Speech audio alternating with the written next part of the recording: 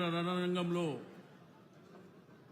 నియోజకవర్గ సమన్వయ committee meeting మరి జరుగుతున్నటువంటి తరుణంలో గౌరవ ముఖ్య అతిథి పార్టీ కార్యనిర్వాహక అధ్యక్షుడు అదేవిధంగా హరీష్ అన్న గారికి మన అభ్యర్థిని మాగంటి సునీత గారు వేదిక మీద ఉన్నటువంటి అధిరథ మహారథులు మాజీ మంత్రివర్యులు పార్లమెంట్ సభ్యులు శాసన సభ్యులు శాసన మండలి సభ్యులు గౌరవ జూబ్లీహిల్స్ కార్పొరేటర్లు మాజీ కార్పొరేటర్లు మరి వివిధ డివిజన్లలో ఇన్ఛార్జీలుగా ఉన్నటువంటి ముఖ్య నాయకులకు అందరికీ ఈరోజు ఈ కార్యక్రమంలో భాగస్వామ్యమైనటువంటి బీఆర్ఎస్ పార్టీ కుటుంబ సభ్యులందరికీ మీడియా మిత్రులకు అందరికీ పేరు పేరున అభినందనలు తెలియజేస్తూ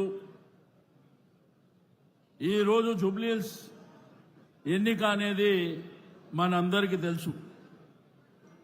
దివంగత నేత మీ అందరి అభిమాన నాయకులైనటువంటి మాగంటి గోపీనాథ్ గారు 11 సంవత్సరాలుగా ఈ నియోజకవర్గంలో అనేకమైనటువంటి కార్యక్రమాలు చేపట్టడం జరిగింది. పేదవాళ్లకు డబుల్ బెడ్రూమ్ ఇవ్వడంలో గాని, ఈ ప్రాంతంలో శివమ్మ పాపిరెడ్డి హిల్స్ రిజర్వాయర్ కట్టించడంలో గాని, ఇప్పుడు మనం ఇక్కడ ఉన్నటువంటి గుట్ట కూడా కాపుతో పాటు నిరంతరం ప్రజలతో నిమగ్నమై అనేకమైనటువంటి కార్యక్రమాలు గోపీనాథ్ గారు మరి చేయడం జరిగింది. ఈరోజు మనం చూస్తున్నాం రాష్ట్రంలో ఏం జరుగుతుందో. కేసీఆర్ గారి నాయకత్వాన్ని చూసినాం. కేసీఆర్ గారి నాయకత్వంలో 10 సంవత్సరాల కాలం ఒక తెలంగాణ రాష్ట్రాన్ని సాధించుకున్నటువంటి రాష్ట్రాన్ని భారతదేశంలో అగ్రభాగాన నిలిపినటువంటి ఘనత మన కేసీఆర్ గారు అనేటువంటి విషయం మనందరికీ తెలుసు. మరి ఆ రోజు పెట్టినటువంటి సంక్షేమ కార్యక్రమాలు ఏమైనాయి? ఈ 20 మాసాలలో రేవంత్ రెడ్డి గారు కాంగ్రెస్ ప్రభుత్వం ముఖ్యమంత్రి అయిన తర్వాత अपने गलियों में अपने बस्तियों में रोजगार का क्या हाल है, ऑटो चलाने वाले का क्या हाल है, और छोटे छोटे दुकाना बंडियों पे जो व्यापार करने वाले बिजनेस करने वाले आज क्या हाल है. पुलिस वाले मनमाने निकाल दे रहे, ऑटो वालों को मनमाने फाइना दे रहे. మీకు అందరికీ తెలుసు ఇందిరమ్మ రాజ్యం వస్తుంది, ఇంటింటికి ఇల్లు కడతామన్నారు. మీ జూబ్లీహిల్స్ లో ఒక్క ఇల్లన్నా కట్టినరా? ఒక్క ఇల్లన్నా వచ్చిందా? గోపీనాథ్ గారు ఇప్పించిన 3600 ఇండ్లు గుర్తుంది కదా, వీళ్ళు ఇచ్చిండ్రా? మళ్ళా కేసీఆర్ గారు నల్ల బిల్లు మాఫీ చేసింది. కేసీఆర్ గారి ప్రభుత్వంలో మీ ఇంట్లో నల్ల కూడా ఆ బిల్లు మాఫీ చేసాడు. పేదవాళ్ళు మధ్యతరగతి కుటుంబాల వాళ్ళు ఉన్నారు, మీరు బిల్లు కట్టే అవసరం లేదని. కానీ ఇప్పుడు 20 నెలల నుంచి ఏం జరుగుతుంది? మీ ఇంటికి వచ్చి బలవంతంగా బిల్లు ఇస్తున్నా లేదా?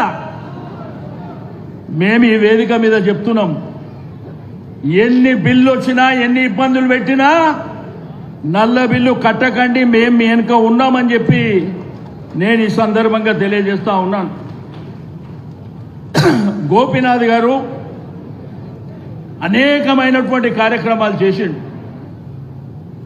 రెండోది పండుగలకు చూసినాం మనం.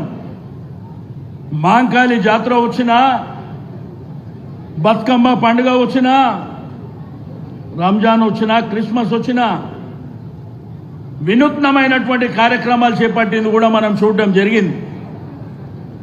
కాబట్టి గోపీనాథ్ గారు మన మధ్యలో లేరు. వారు అకాల మరణం చెందిరు కాబట్టి ఎప్పుడు రాని కుటుంబం వాళ్ళ భార్య బిడ్డలు కొడుకుతో సహా మీ దగ్గరకు వచ్చిండ్రు. వాళ్ళని ఆశీర్వదించి దీవించి పోలింగ్ స్టేషన్కి వెళ్ళినప్పుడు ఓటు వేసేటప్పుడు ఆ పోలింగ్ డబ్బా దగ్గర పోయేటప్పుడు ఒక్కసారి మాగంటి గోపీనాథ్ గారిని గుర్తు చేసుకొని వేయవలసిందిగా నేను ఈ సందర్భంగా తెలియజేస్తా ఉన్నాను. మనం చూసినాం, ప్రభుత్వాలు వస్తుంటాయి పోతుంటాయి, కానీ ఎవరేం చేసింది అనేది మనకు ప్రధానమైనటువంటి అంశం. ఒకప్పుడు బోరబండ కానీ రాయమత్ నగర్ ఈసుగూడ ఎర్రగడ్డ కానివ్వండి, ఆ రోజు పి జనార్దన్ రెడ్డి గారు మిమ్మల్ని అందరినీ నిలబెట్టినవాడు. ఆ తర్వాత చేసింది మాగంటి గోపీనాథ్ గారు అనేటువంటి విషయాన్ని నేను ఈ సందర్భంగా తెలియజేస్తూ ఉన్నాను. కాబట్టి ఆ కుటుంబానికి ఒక ధైర్యం ఇవ్వాలంటే